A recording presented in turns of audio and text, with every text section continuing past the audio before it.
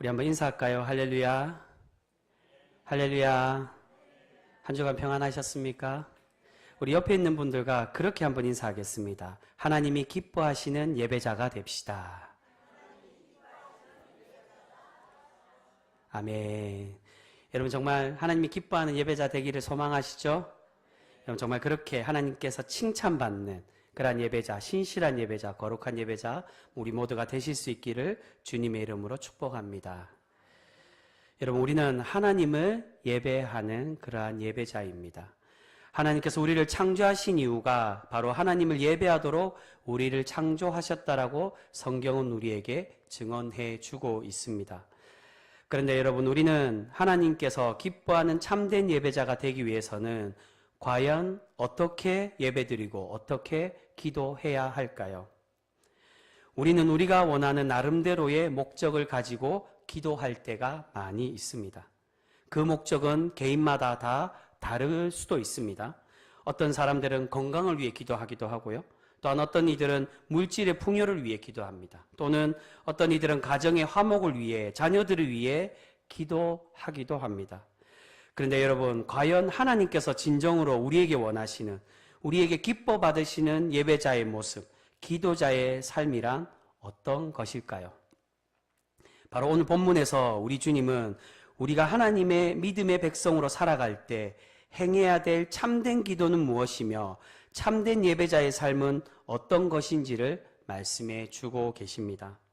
오늘 본문에서 예수님께서는 예루살렘에 입성하신 이후에 하나님께 예배드리는 성전에 찾아가서 그 성전을 정화하는 말씀으로 우리에게 들려주고 계십니다. 그 말씀 15절 말씀 우리 함께 다시 한 번 더 읽어보겠습니다. 15절 말씀입니다. 시작. 그들이 예루살렘에 들어가니라. 예수께서 성전에 들어가사 성전 안에서 매매하는 자들을 내쫓으시며 돈 바꾸는 자들의 상과 비둘기 파는 자들의 의자를 둘러 엎으시며. 아멘. 당시에 하나님께 예배하고 하나님께 제사 드리는 장소인 이 성전에서 상인들이 들어와 제사의 제물을 판매하고 또한 성전세를 내기 위해 환전해주는 그 세계의 동전으로 환전하는 사람들로 가득 차 있었습니다. 예수님은 바로 이들의 상을 엎으시고 이들을 정화하고 계시는 것입니다. 예수님께서 그들의 상을 엎으셨다는 것은 즉 이들의 모습이 잘못되었기 때문입니다. 그런데 여러분 이들은 과연 어떤 잘못을 하고 있었던 것일까요? 단순히 성전에서 장사를 했기 때문에 그 모습이 잘못되어서 예수님께서 이 상을 엎으시는 것일까요? 그러한 장사하는 것 때문에 성전이 환경적으로 더러워지고 지저분해져서 예수님은 그것 때문에 이 상을 엎으시고 계시는 것일까요? 여러분 그렇지가 않다는 것입니다. 오늘 예수님은 단순히 판매하는 행위 자체가 잘못되어서 지적하시는 것이 아니라 이들 속에 이들 안에 있는 더 추하고 불경건한 모습을 보시고 이들을 책망하고 계시는 것입니다. 그 말씀이 오늘 17절 말씀에 나오고 있습니다. 우리 17절 말씀도 같이 읽겠습니다. 시작. 이에 가르쳐 이르시되 기록된 바 내 집은 만민이 기도하는 집이라 칭함을 받으리라고 하지 아니하였느냐. 너희는 강도의 소굴을 만들었도다 하시매. 아멘. 단순히 상인들은 물건을 판매하는 것인데 그것도 성전과 전혀 상관없는 관련 없는 물건이 아니라 성전에서 하나님께 제사 드릴 때 쓰는 제물과 또한 하나님께 바치는 환전할 세계를 교환해 주고 있었는데 예수님은 이들을 보고 어떤 자들이라고 말합니까? 강도라고. 너희는 강도이고 너희들을 통해 이 하나님의 성전이 강도의 소굴로 만들어졌다라고 그렇게 책망을 해주고 계십니다. 여러분 왜 예수님이 이렇게 상인들의 행위를 보고 과하게 이렇게 책망을 하고 계실까요? 여러분 앞에 읽은 15절 말씀에 보시면 상인들이 지금 어디에서 장사를 하고 있다라고 말씀하고 있습니까? 성전 안에서 장사를 하고 있습니다. 여기서 말하는 성전 안이라 성전의 안에 속하지만 가장 바깥쪽에 있는 바깥들인 이방인의 뜰을 의미하고 있습니다. 성전은 가장 바깥에 이방인의 뜰로 시작을 해서 그 안쪽에는 여인의 뜰이 있고요. 그리고 더 안쪽에는 이스라엘의 뜰, 다른 말로 하면 유대인의 뜰이라고도 표현합니다.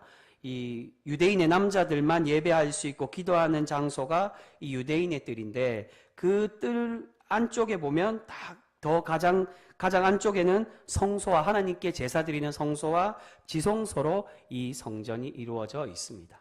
유대인의 뜰은 유대인이 들어가서 예배를 드리고 또한 기도를 합니다. 근데 이제 가장 바깥쪽에 있기 때문에 여인들이나 또는 가장 바깥쪽이 이방인의 뜰이 있는데, 이 이방인들이 주로 예배하는 장소인데, 이방인의 뜰이라고 해서 이방인만 있는 것이 아니라 여인들과 유대인들도 들어갈 수 있었습니다. 그런데 더 안쪽에 있는 여인의 뜰은 이방인은 들어오지 못했습니다. 오직 이방인들은 이 이방인의 뜰 안에까지만 들어올 수 있었습니다. 그리고 더 안쪽에 유대인의 뜰은 유대인 남자들이 예배하고 기도하는 곳인데, 여인들과 이방인들은 들어오지 못하는 그러한 유대인들만을 위하는 그러한 장소였습니다. 당시에 종교 지도자들과 성전 관리인들은 이방인의 뜰 안에 있는 상인들의 물건만을 그들이 사서, 이 제사 드리기 위한 사람들이 찾아오는 그들이 이곳에서만 판매하는 것을 사서 하나님께 제사 드릴 수 있도록 그렇게 강요했다는 것입니다. 그러니까 성전 밖에서 물건을 팔아도 성전 입구에서 그 사람들이 그 제사의 물건을 가지고 들어오지 못하도록 그렇게 막았다는 겁니다. 성전 문지기들이. 오직 이 이방인의 뜰 안에, 성전 안에서 판매하는 이들의 재물만을 받고 이들의 재물만을 사서 하나님께 드릴 수 있도록 그렇게 만들었다는 겁니다.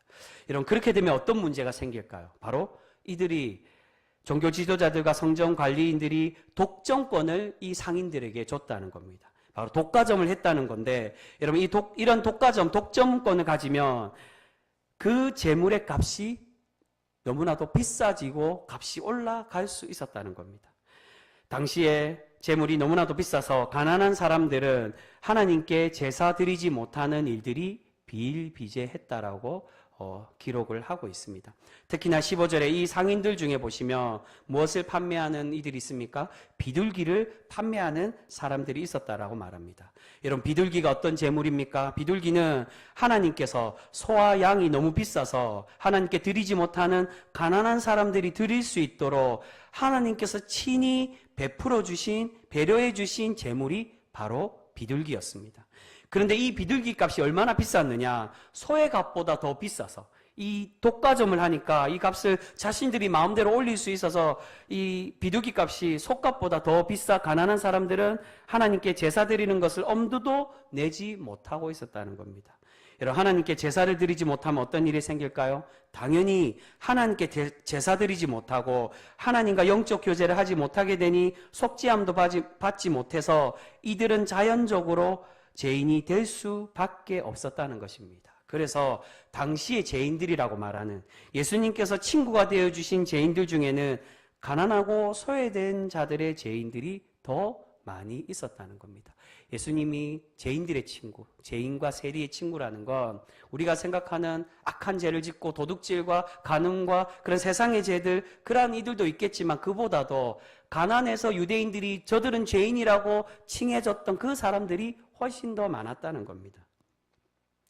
이처럼 제사장들과 성전관리들은 상인들에게 뇌물을 받고 그들이 판매하는 재물만을 받도록 만들었습니다. 그렇기에 상인들이 가격을 아무리 올려도 백성들은 울며 겨자 먹기로 그 재물이 비싸더라도 살 수밖에 없었습니다. 예수님은 바로 이런 모습, 이러한 행위를 하고 있는 그들을 강도와 같은 짓을 하는 그러한 모습이라고, 너희는 강도의 소굴을 만들고 너희들이 곧 강도라고 그렇게 이들을 책망을 하고 계시는 것입니다. 그런데 여러분, 예수님은 이 하나님의 집, 하나님의 성전은 이런 강도의 소굴과 같은 곳이 아니라 어떤 집이 되어야 된다라고 말씀하십니까? 만민이 기도하는 집이라고 그렇게 말씀하고 있습니다.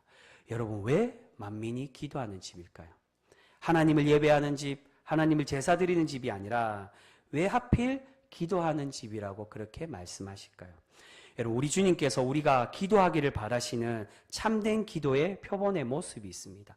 우리가 아무거나 단순히 우리가 필요한 것, 그것만을 기도하길 바라는 것이 아니라 우리가 하나님께 진정으로 참되게 기도하길 바라시는 그러한 기도의 제목을 예수님은 우리에게 가르쳐 주고 계십니다. 우리 그 말씀을 한번 찾아보겠는데요. 마태복음 6장 33절의 말씀입니다. 마태복음 6장 33절, 우리 화면으로도 준비되어져 있습니다. 우리 마태복음 6장 33절 말씀 우리 한 목소리로 같이 읽도록 하겠습니다. 같이 읽습니다. 시작. 그런즉 너희는 먼저 그의 나라와 그의 의를 구하라. 그리하면 이 모든 것을 너희에게 더하시리라. 아멘. 우리에게 너무나도 잘 알려진 유명한 말씀입니다. 전에 마태복음 말씀을 가지고 오후에 설교하면서 잠깐 말씀드렸지만 제가 이 말씀에 대해서 자세히 설명을 안 드렸습니다. 오늘 이 설교를 통해서 이야기를 드리려고 제가 이 말씀을 아껴두었는데, 여러분 33절 이 함께 읽은 이 말씀 바로 앞에 어떠한 내용이 나옵니까? 예수님은 일반 사람들이, 세상의 이방 사람들이 흔히 구하는 것, 무엇을 먹을까, 무엇을 입을까, 무엇을 마실까, 그것을 구하지 말라라고 말씀하십니다. 그 이유가 무엇입니까? 그러한 기도 제목은 이방인들이나 구하는 것이기에 이러한 것들은 우리 하나님이 필요한 것임을 다 알고 계셔서 우리에게 필요한 것을 이미 다 내려주신다라고 말씀하십니다. 그래서 그 대신에 무엇을 먼저 구해라고 말씀하십니까? 33절 말씀처럼 너희는 먼저 그러한 것들을 구하기 이전에 하나님의 나라와 하나님의 의를 먼저 구하며 살아가는 백성이 되라고 우리에게 말씀해 주고 있습니다. 여러분, 그렇다면 우리가 구해야 될 참된 기도 제목인 하나님의 나라와 하나님의 의는 과연 무엇을 말하는 것일까요? 여러분, 하나님의 나라는 하나님의 구원을 의미합니다. 이 땅에 하나님의 나라가, 하나님의 구원이 실현되도록 그것을 너희가 기도해라는 것입니다. 너희가 함께 모인 그것이 예수 그리스도를 통해, 주님의 복음의 선포를 통해 이미 하나님의 나라가 도래했는데, 너희가 함께 있는 예수 그리스도와 함께하는 이 공동체가 진정으로 하나님의 위로와 평안과 은혜가 넘치는 하나님의 나라가 될 수 있도록 그 하나님의 나라의 실현, 그 하나님의 나라의 도래를 위하여 너희가 기도해라고 말씀합니다.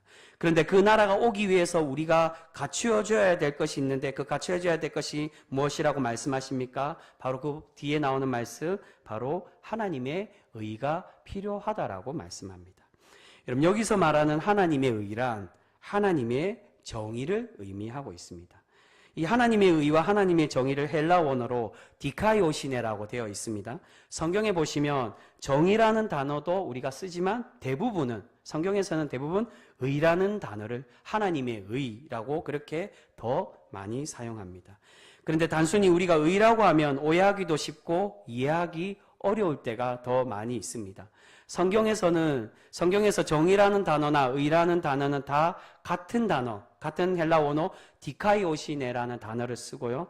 그리고 구약의 히브리어로는 미시파트라는 단어를 씁니다. 구약에서도 하나님의 의, 하나님의 정의할 때 다른 단어로 나누는 것이 아니라 다 미시파트, 헬라어에서 신약에서는 디카이오시네라는 단어로 씁니다. 즉 우리가 의라고 어렵게 표현하지만 다 하나님의 정의를 너희가 구하고 실현해라는 것입니다. 지금 예수님은 하나님의 집은 하나님의 정의를 구하고 먼저 구해야 될 것, 기도해야 될 것을 말씀하십니다. 하나님의 나라와 하나님의 정의를 구하고 실현하는 집이 되어야 된다라고 우리에게 말씀을 해주고 계시는 것입니다. 여러분, 그렇다면 과연 하나님의 정의란 무엇일까요? 여러분, 오래전에 제가 고등학교 시절에 제가 다니던 그 고등학교의 한 영어 선생님이 기독교를 비판하시면서 그러한 이야기를 들려주신 적이 있습니다. 제가 다니던 고등학교는 크리스찬 스쿨이었습니다. 여러분, 기독교 학교는 두 가지로 나눠집니다. 미션 스쿨과 크리스찬 스쿨로 나눠지는데, 미션 스쿨은 선교사들이 세운 학교를 미션 스쿨이라고 말합니다.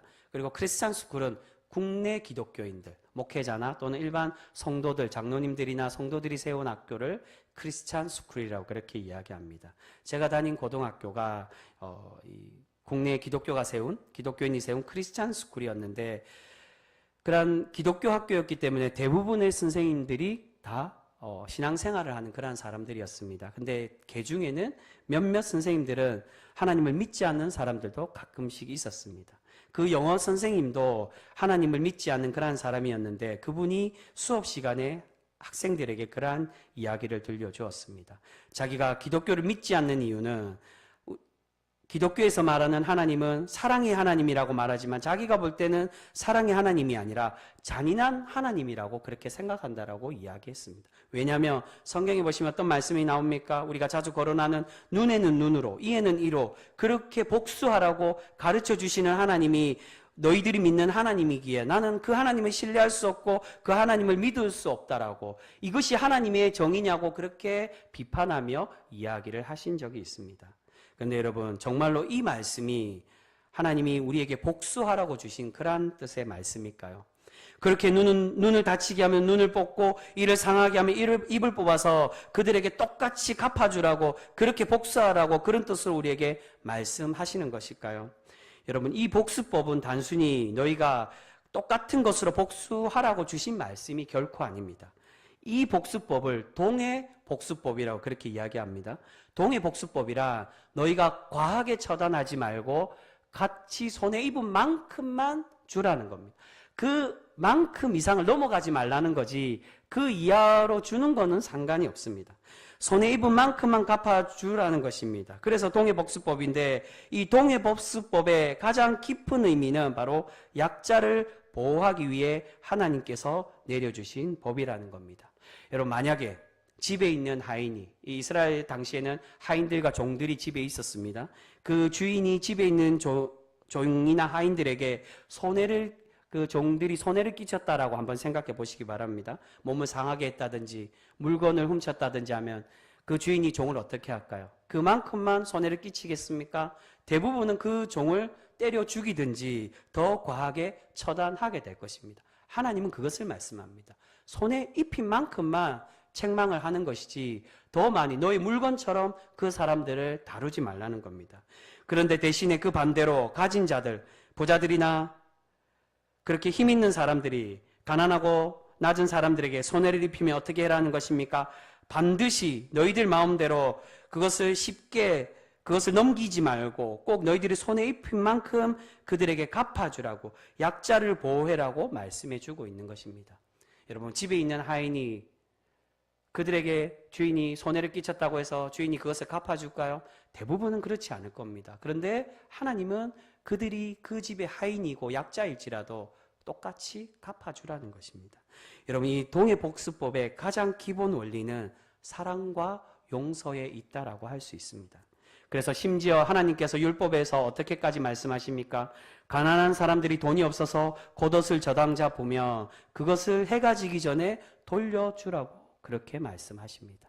그 옷에 대해서 빌린 돈을 갚지 못해도 그 옷을 돌려주라는 것입니다. 왜냐하면 그 겉옷은 그 사람이 밤에 덮고 자야 될 생명과도 같은 것이기에 그 옷을 돌려주어야 됩니다. 그들이 약자이기 때문입니다. 그리고 동족이 돈을 빌려 가더라도 그들에게 이자를 받아서도 안 되고, 가난한 사람들의 땅을 돈을 주고 사더라도, 정당하게 샀더라도 이 안식년이 되거나 7년의 안식년이 되거나 50년의 희년이 되며 그 땅을 원래 주인에게 돌려주라고 그렇게 말씀하십니다.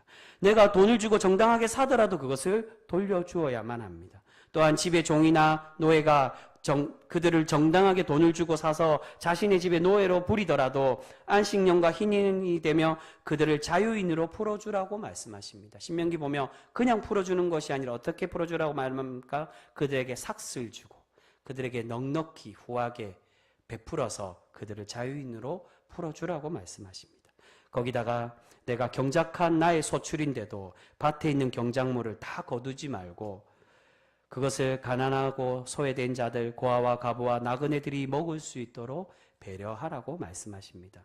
여러분, 우리 하나님은 부자들과 지위가 높은 사람들은 약자들에게 손해를 입히면 반드시 갚도록 그렇게 명령하십니다. 이것은 이들을 보호하고 돌보라는 그러한 의미에서 내려주시는 하나님의 은혜의 말씀이라는 겁니다. 그들에게 복수하고 그들에게 너희가 손에 입은 만큼 그렇게 빼앗으라고 주신 것이 아니라 너희들이 더 이상 과하게 처단하지 말고, 또한 그들이 억울하게 어려운 일을 겪으면 그것을 보호하며 사랑으로 긍휼함을 베풀어 주라는 겁니다. 여러분, 왜 하나님이 이렇게 불공평한 명령을 주실까요? 약자들에게는 후하게 베푸는데 가진 자들, 힘 있는 자들, 부자들에게는 왜 이렇게 불공평한 그런 명령을 주실까요? 그것은 우리 하나님의 정의는 세상의 옳고 그름으로 판단하는 정의가 아니라 사랑과 긍휼의 기준으로 정의를 판단하시고 세워 가시기 때문이라는 것입니다. 여러분, 만약 우리 하나님이 세상의 재판장처럼, 세상의 법처럼, 세상의 정의대로 불법에 있어서 정확하게 판단하는 그런 분이셨다면 우리는 과연 어떻게 되겠습니까? 아마 우리 중에 아무도 구원을 받을 수 있는 사람이 하나도 없게 될 것입니다. 여러분, 우리는 구원받을 수 있는 이유가 무엇입니까? 그것은 우리 하나님께서 우리를 사랑이라는 정의로 우리를 바라봐 주고 계시기 때문인 줄 믿습니다. 비록 우리가 죽을 수밖에 없는 죄인일지라도 우리가 회개하고 돌아올 수 있도록 끊임없이 기다려 주시고 우리를 끊임없이 사랑하여 주고 계시기 때문입니다. 여러분, 이것이 바로 하나님의 정의인 줄 믿습니다. 그런데 이런 하나님의 정의를 세워가고 하나님의 정의를 구해야 될, 그것을 기도해야 될 하나님의 집에서 지금 이스라엘 백성들은 그것을 망각하고 있었다는 겁니다. 예수님은 바로 그것을 책망하시고 그 상을 업고 계시는 것입니다. 더욱이 지금 상인들이 장사하는 장소가 어디라고 말하고 있습니까? 이방인의 뜰이었습니다.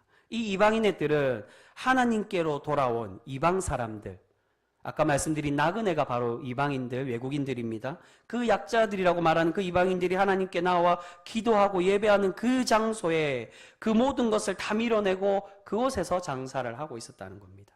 그런데 그곳에서 이방인들이 기도하지 못하도록 만들고 있었는데 그것도 값비싼 제물로 사람들을 죄인으로 만들면서 연약한 사람들을 사랑으로 품고 섬기라고 말씀하신 하나님의 정의를 훼손하고 있었습니다. 바로 그러한 모습 때문에, 이러한 행위 때문에 하나님은 하나님의 정의를 기도해야 될 이 집에, 이 하나님의 집을 너희가 강도의 소굴로 만들었다라고 그렇게 책망을 하고 계시는 것입니다. 강도처럼 그들을 빼앗고 그들에게 착취하고 그들을 짓누르고 있는 이 모습으로 예수님은 바로 책망을 하고 계시는 것입니다. 여러분, 오늘 예수님께서 하나님의 집은 누구의 집이라고 말씀하십니까? 누구가 기도하는 집이라고 말씀합니까? 만민이 기도하는 집이라고 말씀합니다. 이 본문 말씀이 나오는, 예수님이 인용하는 이 말씀이 나오는 이사야서 56장에 보시면 만민이 기도하는 집 또는 관주에 보면 만민을 위해 기도하는 집으로도 표현을 하고 있습니다. 여러분, 여기서 만민은 이방인과 약자들을 의미하고 있습니다. 예수님께서 두 말씀을 인용하고 있습니다. 만민이 기도하는 집과 너희가 강도의 소굴로 만들었다라는 이 두 말씀은 각각 이사야서 56장과 예레미야 7장의 말씀을 인용을 하고 있습니다. 그런데 이 두 말씀 모두 다 그 말씀의 배경을 보시면 하나님께서 모두 다 이방인들과 약자들에게 정의와 공의를 행하라는 의미에서 주신 말씀이 바로 이 말씀입니다. 이스라엘 백성들이 하나님의 정의를 실현하지 못하는 너희들의 모습을 보고 강도의 소굴이라고, 도둑의 소굴이라고 말씀하시고, 또한 그들을 돌보지 않는 돌보고 사랑해야 될 그 모습을 바로 만민이 기도하는 집이라고 말씀하고 있습니다. 예수님은 이 두 말씀을 그냥 말씀하신 것이 아니라 하나님의 그 말씀의 원리대로 그렇게 이어서 말씀하는 것입니다. 여러분, 우리 주님께서 오늘 하나님의 집인 하나님의 교회가 만민이 기도하는 집이라고 우리에게 말씀해 주시는데, 혹여 우리가 이 종교 지도자들처럼, 이 관리인들처럼 소외된 이들을 돌보지 않고 약자들을 배려하지 않는 그러한 모습을 혹여 가지고 있지는 않습니까? 그래서 하나님의 정의를 훼손하는 그러한 신앙의 모습들은 혹여 가지고 있지는 않으신지요? 예배만 잘 드리면 하나님이 기뻐하시겠지. 내가 예물 많이 드리고 열심히 간절히 거룩한 것처럼 그렇게 기도하면 하나님이 나를 기뻐 받으시고 나의 기도 아름다운 기도라고 그렇게 생각하시겠지라고 그저 안일하게 혹여 우리가 그렇게 신앙생활하고 그렇게 생각하고 있지는 않으십니까? 여러분, 오늘 우리 주님께서는 그렇게 말씀하시지 않습니다. 너만 기도하는 것이 아니라 만민을 위해 기도하며 그 만민 약자들을 위해 너희가 기도해주는 그러한 사람으로, 그러한 예배자로 살아갈 때 이 우리의 주님이 예배드린 이 소굴이 강도의 소굴이 아닌 하나님이 기뻐 받으시는 그러한 예배자, 그러한 예배의 처소가 되어지게 될 줄 믿습니다. 여러분, 오래전에 제가 전임 전도사로 처음 사역할 때 그 교회에서 그러한 일이 있었습니다. 지금으로부터 한 15년 전에 제가 처음 전임 전도사로 한 교회에, 부산에 있는 한 교회에 부임을 하고 또한 사역을 시작을 했는데요. 그 부산에서 사역할 때 그 교회에서 어느 날 교사 세미나로 한 강사 목사님을 초청을 해서 말씀을 듣는 일이 있었습니다. 그 목사님이 목회하던 교회도 부산에 있는 교회였는데 규모는 그렇게 크지는 않지만 지금도 알기로는 한 300에서 500명 정도 되는 교회로 알고 있습니다. 그렇게 큰 교회는 아니지만 나름 부산에서는 유명한 교회였습니다. 그런데 교사의 가르침에 대해서, 교사 세미나였기 때문에 교사의 마음가짐에 대해서 설교하시면서 이야기하시다가 자신의 교회의 일을 한번 소개하신 적이 있습니다.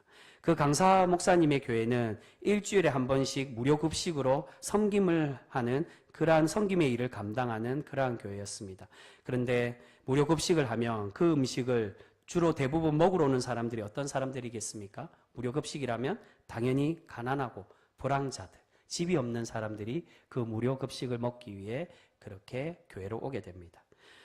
그런데 자꾸 그런 사람들이 교회에 들어오고 그런 사람들만 등록해도 그런 사람들만 등록하고 성도들이 그런 모습을 보니까 어느 한 권사님이 지나가는 말로 그렇게 이야기를 했다고 합니다. 그 이야기를 그 목사님이 듣고 그 세미나에 와서 교사의 마음가짐이란 과연 뭐냐, 그것을 이야기하고자 그 이야기를 들려주셨는데요. 그 권사님이 지나가는 말로 그렇게 이야기를 했다고 합니다. 우리 교회는 왜 이렇게 인간 같지 않는 사람들만 들어오는지 모르겠다라고.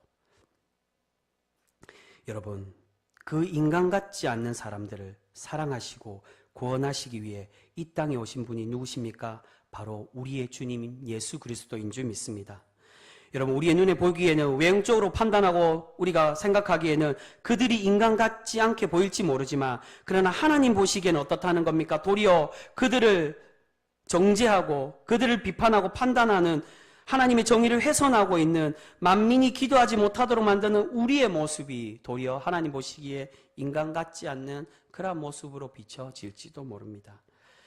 여러분, 우리는 과연 무엇을 위해 기도하고 무엇을 위해 하나님 앞에 나와 계시고 있습니까? 혹여 내가 더 잘 먹고 잘 살기 위해, 내가 더 높은 지위에 앉기 위해 교회를 출석하고 그러한 기준으로 다른 이들을 외모로 판단하고 또한 자기의 가진 것으로 판단하고 다른 이들을 정죄하고 있지는 않습니까? 여러분, 교회는 판단하고 정죄하는 것이 아닙니다. 우리를 높여주시고 세워주신 이유는 이 지위와 이 직분으로 자랑하고 내가 가진 것으로 내가 하나님께 많이 예물 드릴 수 있다라고 자랑하기 위해서 주신 것이 아니라 이 만민이 기도하는 집으로 그들을 더 섬기고 사랑해라고. 너희가 이곳에 와서 강도처럼 그들을 억울하게 만들고 그들을 힘들게 만들고 그들에게 상처 주는 것이 아니라 그들을 위로하며 그들을 사랑하고 더 낮은 자리로 섬기고 내려가라고 우리를 불러주시고 우리를 복되게 하시며 우리에게 직분을 내려주고 계시는 줄 믿습니다. 여러분, 오늘 우리 주님은 하나님의 집은 강도와 같이 연약한 이들을 천대하는 것이 아니라 사랑과 정의로 위로하는 집이라고 말씀해 주고 계십니다. 여러분, 오늘 예수님은 성전 안에서 장사하는 것 때문에 화를 내시는 것이 아닙니다. 약자들을 착취하고 하나님의 바른 정의를 세우지 못하는 그 모습 때문에 지금 이 상인들을 책망하고 그들의 상을 얻고 계시는 것입니다. 만약 성전에서 장사를 해서 얻은 돈으로 자신들의 배를 채우는 것이 아니라 이 상인들이 가난하고 소외된 자들을 구제하고 또한 살피는 것에 이 물질을 사용했다면 예수님이 어떻게 하셨겠습니까? 아마 예수님은 이 상을 얻지 않으셨을지도 모릅니다. 오직 예수님은 하나님의 바른 정의, 사랑의 눈으로 사람들을 바라보고 계신다는 것입니다. 여러분, 교회는 세상의 기업처럼 행사하는 곳이 아닙니다. 그리고 세상과 같은 정의와 질서를 세워가는 곳이 아닙니다. 오로지 하나님의 사랑의 정의가 실현될 수 있도록 그것을 기도하는 곳이 바로 하나님의 집인 하나님의 교회라고 우리에게 말씀해 주고 계십니다. 사랑하는 성도 여러분, 오직 우리가 주님께 받은 그 사랑만을 전하며 실천하며 살아가는 거룩한 성도 우리 모두가 되실 수 있기를 바랍니다. 주님께서 우리에게 그 한량없는 사랑을 베풀어 주신 것은 우리도 그 사랑을 행하며 살아가라고 우리에게 그 은혜를 내려주고 계시는 줄 믿습니다. 여러분, 우리가 하나님의 그 정의를 바르게 세워감으로 우리 교회가 변질되고 썩어가고 있는 이 세상과 또한 그러한 교회들과 같은 모습이 아닌 만민을 위해, 소외되고 연약한 이들을 위해 기도하고 섬기는 참된 교회 우리 모두가 되실 수 있기를 바랍니다. 우리가 그러한 참 교회의 모습으로 살아가 하나님께서 기뻐 받으시고 또한 하나님께서 약속해 주신 것처럼 더 크고 풍성한 하나님의 나라의 복으로 너희가 그것을 바른 것을 기도했을 때, 하나님 나라의 의를 위해 기도했을 때, 만민을 위해 기도했을 때 너희가 필요한 것을 채워주시겠다라고 말씀하신 그 복을 우리에게 날마다 갚아주시고 채워주실 줄 믿습니다. 오로지 우리가 그 은혜로 날마다 살아가는 우리 귀한 병성교회 성도 모두가 되실 수 있기를 주님의 이름으로 축복합니다. 기도하겠습니다.